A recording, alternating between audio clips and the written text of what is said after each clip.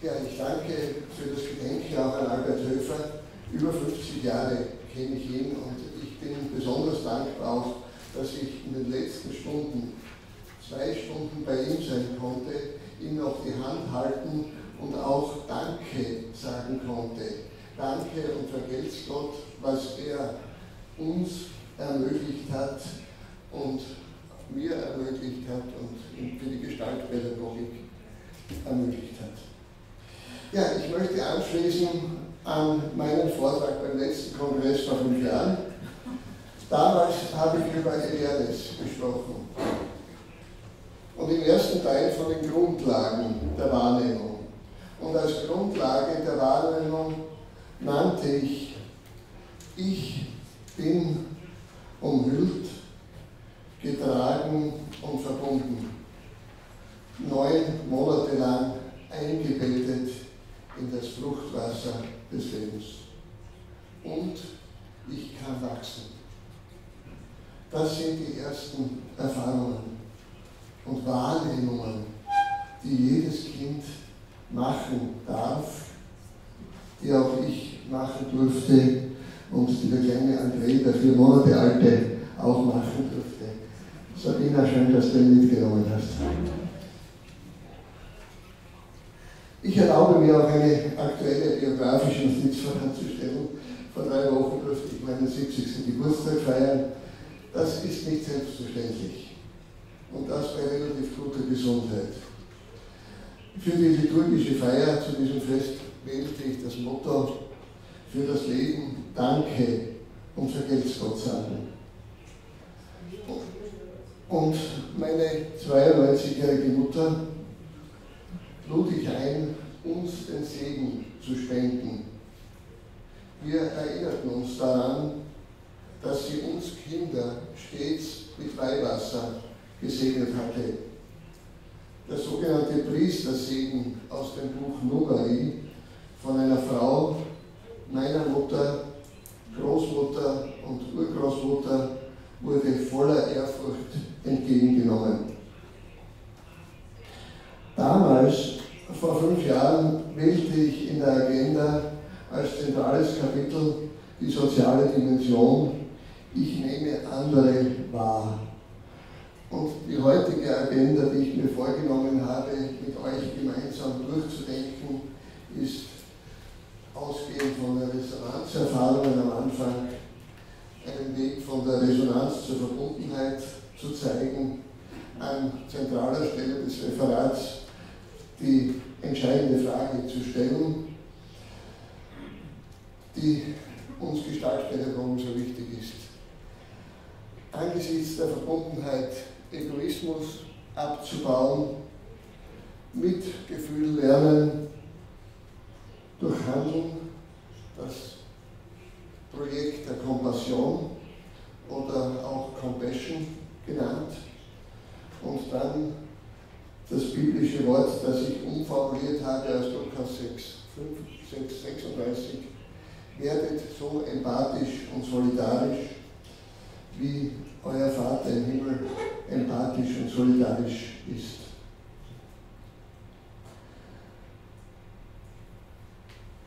Der Spruch Love is, weil ja hier aus einer Auslage eines Geschäftes in Graz, hat eine tiefe Dimension. Der Grund, warum wir auf der Welt sind, ist in der Tat Liebe. Das heißt, dass sich 2 Menschen einander geschenkt haben, in intensiver Kommunikation, körperlich und hoffentlich auch seelisch und geistig. Auch wenn, abgesehen von der künstlichen Befruchtung, 2 Menschen zum Zeugen neuen Lebens nötig sind, entzieht sich dieses Schaffen der Machbarkeit des Menschen. Das und wie neues Leben entsteht, ist ein Geschenk. Ich bin durch Dialog entstanden und benötige für meine Entwicklung große intime Sozialität. Adolf Bortmann hat den Begriff sozialer Uterus geschaffen, um zu verdeutlichen, dass vor allem in der Anfangsphase des Lebens die Familie wie ein erweiterter Mutterschoß Schutzraum und Geborgenheit Gefüge. Resonanz von zwei Menschen ist die Grundlage, dass Resonanz auch in mir entstehen kann, dass ich eine Resonanzfähigkeit entwickeln kann. Nach Hartmut Rosa ist Resonanz die Schlüsselkategorie und der Maßstab gelingenden Lebens. Seine Soziologie ist eine Soziologie gelingenden Lebens. Grundlegende Erfahrungen sind: Ich bin verbunden und ich kann wachsen. Der Mensch ist ein Wesen der Kommunikation. Schon im Mutterleib kommunizieren die Mutter und ihr ungeborenes Kind ständig miteinander. Die Zellteilung macht das sichtbar. Und dass wir Menschen sind mit Leib, Gehirn und Gene, die auf Sozialität angelegt sind, das haben die Neurowissenschaftler besonders herausgestellt, vor allem Joachim Bauer, der sich besonders zeigt, wie dieses wechselseitige Spiel sich einzulassen und die ersten zwischenmenschlichen Bindungen entstehen können, eben schon in den ersten Monaten beginnen. Bindung ist bestimmt wesentlich für die Entwicklung von Empathie und Solidarität.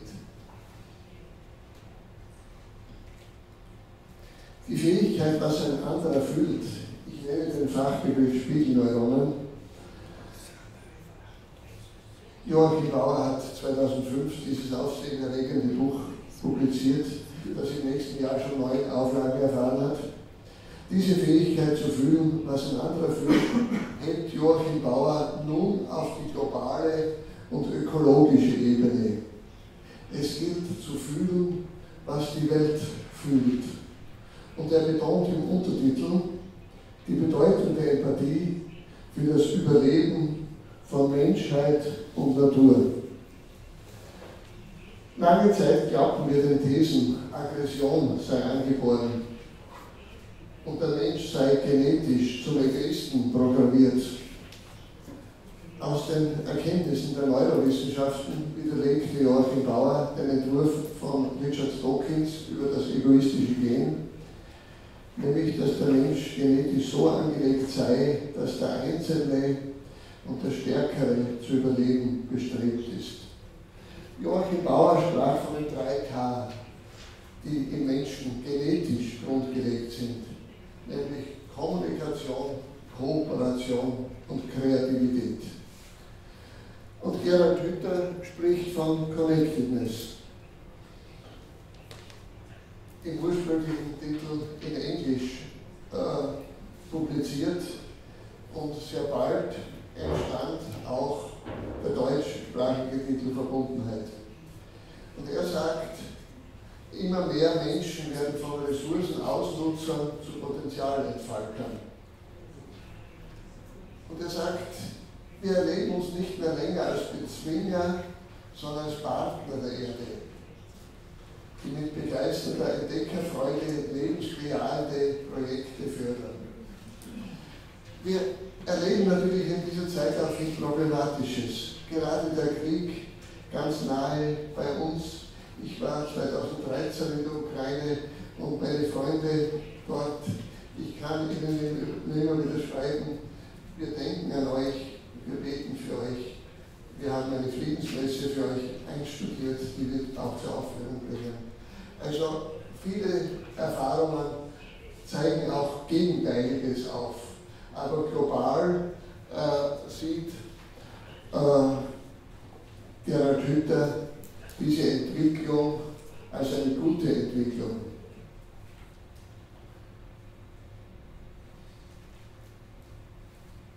Dieses Plädoyer der Verbundenheit versteht Connectedness als ein lebendiges Netz, in dem alles miteinander verbunden und wechselseitig voneinander abhängig ist. Wer denkt da nicht an die Prinzipien der Gestaltpädagogik? Das Ganze ist also immer mehr schon als die Summe seiner Teile, da ständig Neues entsteht durch die Beziehung zwischen den Teilen, deren Wechselwirkung und Vernetzung untereinander. Und in diesem Buch der beiden Autoren haben Wissenschaftler verschiedener Provenienz Wesentliches beigetragen, Theologen, Quantenphysiker, Wirtschaftsethiker, Kommunikationswissenschaftler. Und sie zeigen diese Entwicklung auf, dass diese Entwicklung der Erde und die Entwicklung der Menschheit eine Entwicklung zu mehr Verbundenheit ist und weiterhin sein möge. Ich möchte da an zentraler Stelle des Referats die entscheidende Frage stellen: Wie kommen wir zu mehr Empathie? Welche Prozesse müssen angestoßen werden, damit Einfühlung, Empathie und Solidarität als Haltung entstehen? Was können gestaltpädagogische Kurse beitragen zu einer Befreiung hin zu mehr Solidarität und Empathie? Folgendes am Telefon: Meine Frau fragte einen unserer Enkelsöhne, wie geht es dir? Und sofort kam die Gegenfrage, für mich etwas überraschend: Und wie geht es euch? Schön, wenn man diese Frage gegenseitig sich stellt. Pantarei, so sagte schon Heraklit, dass alles, ja, da wollte ich noch sagen, dass ich vor 5 Jahren dieses Netzwerk Aufmerksamkeit auch vorgestellt habe, auf das ich jetzt nur kurz verweise. Danke auch fürs Erinnern bei meiner Vorstellung. Alles ist im Fluss. Wir sind mit dem Schicksal unserer Organismen verbunden. Es gilt, mit dem Lebendigen zu leben und so wirklich lebendig zu sein. Es gilt, Dankbarkeit dem Leben gegenüber zu entwickeln. Ein Bewusstsein, dass wir in einem gemeinsamen Haus, in einem Oikos leben, uns dies als Weisheit, als Ökosophie verstehen können und eine Liebe zu diesem gemeinsamen Haus entwickeln können. Spannend für mich in diesem dicken Buch von Hilarion Petzold, das über 1000 Seiten hat, über die Naturtherapie, vor ca. 3 Jahren erschienen. Da ist unter anderem ein sehr umfangreicher Artikel von Neurowissenschaftler, den dritten, den ich jetzt nenne, nach Bauer, Hütter, nämlich den Manfred Spitzer. Er ortet große Defizite im Naturerleben heute, bei den Stadtmenschen, aber vor allem auch durch Fernsehen, durch Computer, durch Smartphone. Und er sagt, am Bildschirm lässt sich Empathie und Mitmenschlichkeit nicht erlernen. Und er weist in mehreren Studien nach, wie gut Naturerleben tut. Und das Naturerleben nachweislich unseren Egoismus schrumpfen lässt. Das habe ich eine spannende Erkenntnis gefunden aus vielen Studien von Manfred Spitzer, und meine Kollegin Manuela Rock ist Umweltpädagogin und Residenztrainerin und hat hier besondere Schwerpunkte in der Naturbegegnung gesetzt.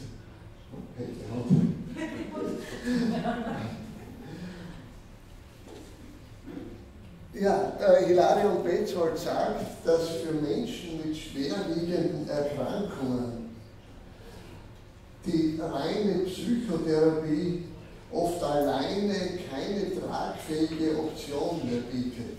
Und deswegen empfiehlt er Begegnung mit der Natur. Wir erleben selbst immer wieder, wenn wir ans Meer fahren dürfen oder in die Berge gehen, wie allein die Änderung unseres Lebensraumes uns selber verändert und uns gut tut. Und wir spüren das auch. Ich komme zum vorletzten Punkt. Mitgefühl lernen durch Handeln. Kompassion. In dem Artikel, unser Heft vor ein paar Jahren erschienen, Mai 20, über Empathie, hat der Kollege Lothar Kult von der Universität Weingarten, der auf der Basis von Johann Baptist Metz dieses Kompassionsprojekt in Deutschland sehr stark vertritt. Er hat zum Beispiel einen Bericht vorangestellt von einer Schülerin namens Vanessa, die schreibt, ich fasse es kurz zusammen, als mir verkündet wurde, dass ich in die Werkstätte für Behinderte kam, war ich nicht so begeistert. Behinderte, na toll. Aber nach 2 Wochen bin ich sehr froh, dass ich in diesen Werkstätten war. Ich habe gelernt, mit Behinderten umzugehen, ohne Mitleid zu haben. Sie sind glücklich mit ihrem Leben und brauchen es nicht. Sie brauchen Hilfe und Unterstützung, ein offenes Ohr, Verständnis, aber kein Mitleid. Ich glaube, ich habe jetzt auch etwas mehr Geduld. Ich habe gemerkt, wie gut das Zuhören tut. Und die Behinderten sind auch nicht blöd, sie sind langsam, haben eine schlechte Konzentration, sind oft unflexibel, aber sie haben Gefühle. Mehr vielleicht als jeder, unter Anführungszeichen, normale Mensch. Und dass die Martina aus meiner Gruppe geweint hat, als ich nach 2 Wochen nicht mehr da war. Wo passiert einem sonst so etwas, schreibt Vanessa. Kompassion Schulen schicken ihre Schülerinnen und Schüler während des Schuljahres in eine soziale Einrichtung. Das 1- bis 2-wöchige Praktikum ist für alle Schülerinnen und Schüler der Klasse verpflichtend. Die Lehrerinnen und Lehrer besuchen die Schülerinnen und Schüler am Praktikumsort und begleiten die Praktika vorbereitend und reflektierend auch in ihrem Fachunterricht. Entscheidend ist aber Mitgefühl als Haltung, engagierter Mitmenschlichkeit, beruht nicht auf Konditionierung und auch nicht auf Gefühle. Gefühle wechseln. Was den einen erschüttert, lässt den anderen kalt. Gefühle begründen noch keine Haltung. Haltungen beruhen auf Einsicht. Hier setzt das Kompassionsprojekt an, mit seiner engen Verbindung von Praktikum und Unterricht, Erlebnis und Reflexion.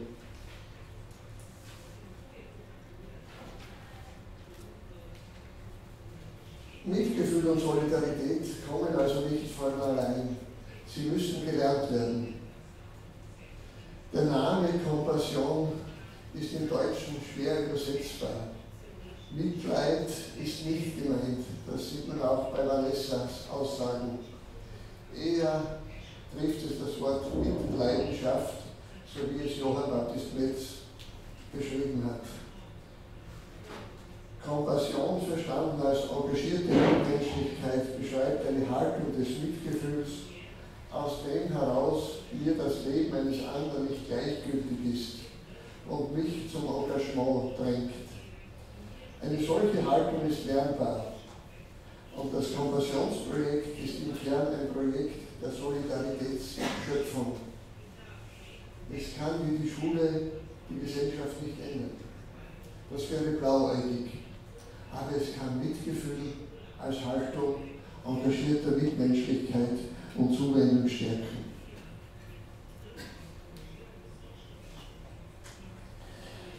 Ja, entscheidend ist auch die Frage, welches Menschenbild pflegen wir? Was bringt uns als Menschheit weiter? Das Konzept, ob der Mensch den Menschen ein Wolf sei oder einander zum Bruder und zur Schwester werden kann, so wie ich im Vorwort zu diesem Heft Empathie geschrieben habe. Das Mitgefühl ist zwar eine angeborene Fähigkeit, aber ob und wie stark es zum Tragen kommt, ist vor allem eine Frage der Kultivierung. Kultur, Cholere, ich muss etwas pflegen, damit etwas als Haltung entstehen kann. Damit Mitgefühl wächst, muss es gepflegt werden. Das hat auch die Neurowissenschaftlerin Tanja Singer besonders angeregt, nämlich Meditationsmethoden zum Thema Mitgefühl an Universitäten und Schulen anzubieten. Ich denke, wir in der Gestaltpädagogik machen sehr viel dahingehend. Lassen wir uns bestärken, auch von der Tanja Singer. Denn sie beschreibt auch in ihren wissenschaftlichen Untersuchungen, wie hier Meditation neuronale Netzwerke aktiviert, positive Gefühle aktiviert, Vertrauen, Liebe verstärkt, zu prosozialen Handlungen motiviert und solidarischer zu werden. Ich runde ab mit dem letzten Punkt.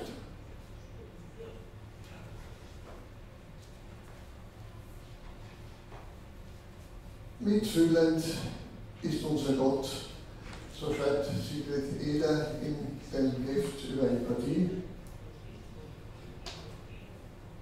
Ich habe schon am Anfang zitiert, Lukas 6,36.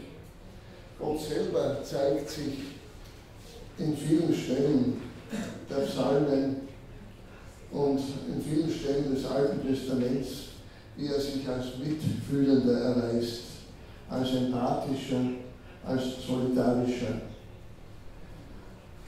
Das Pluralwort Rechamim, Barmherzigkeit, Mitgefühl, stammt vom Wort Mutterleib, Mutterschoß, Rechem. Der Uterus gehört nach den Vorstellungen Israels der Gottheit, denn nur sie kann ihn öffnen oder verschließen. Wir kennen die verschiedenen Geschichten über Schwangerschaften, die erwünscht sind, nicht möglich sind und dann schließlich oft doch durch Gottes Hilfe ermöglicht werden. Die Gebärmutter Rechem ist auch der Sitz heftiger Gefühlsregungen, wie etwa jene der Mutterliebe, des Mitleids, des Erbarmens für ein lebendiges Wesen. Das Alte Testament erinnert mit der Mutterschößigkeit in unzähligen Formulierungen an die Barmherzigkeit Gottes.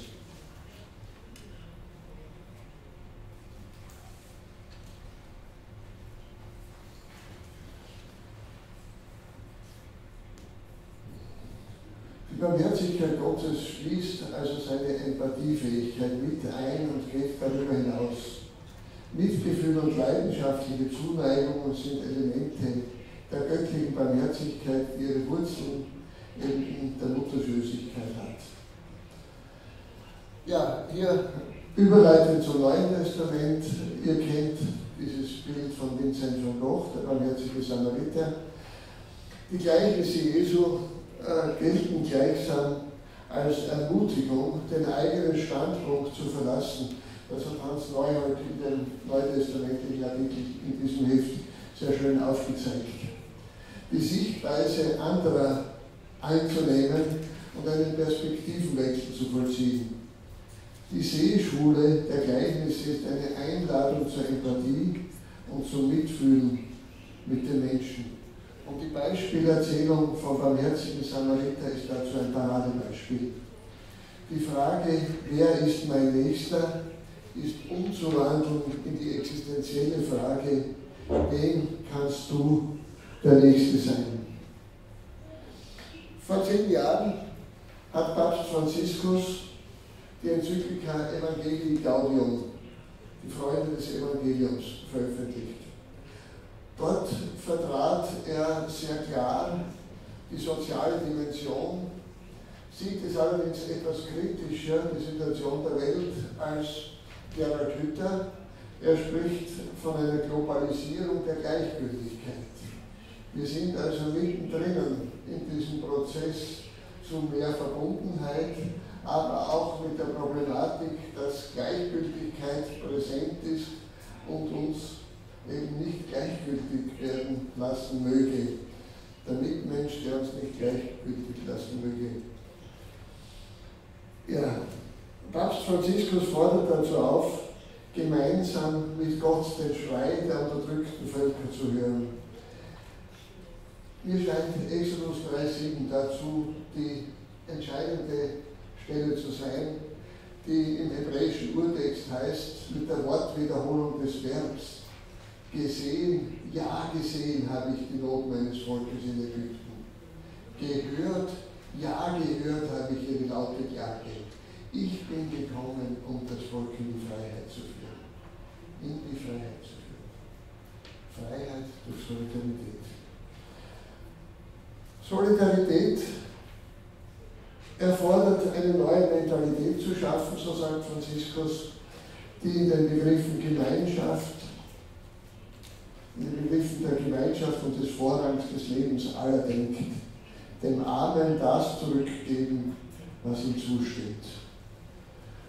Und ich schließe mit einer Folie: Es gilt, den Schrei ganzer Völker zu hören, der ärmsten Völker der Erde. Da wir ihr Elend sehen, so sagt Franziskus, ihr Schreien hören, ihre Leiden kennen, empört es uns zu wissen, dass ausreichend Nahrung für alle da ist und dass der Hunger auf die schlechte Verteilung der Güter und des Einkommens zurückzuführen ist und dass das Problem noch verstärkt wird durch die weit verbreitete Praxis der Verschwendung. Ja, ich möchte hier mit dem ersten Referat, zu dem ich sehr danke, eingeladen worden zu sein, diese Einladung und Aufforderung weitertragen, aus Dankbarkeit für geschenktes Leben so empathisch und solidarisch zu werden, wie der Vater im Himmel empathisch und solidarisch ist. Danke für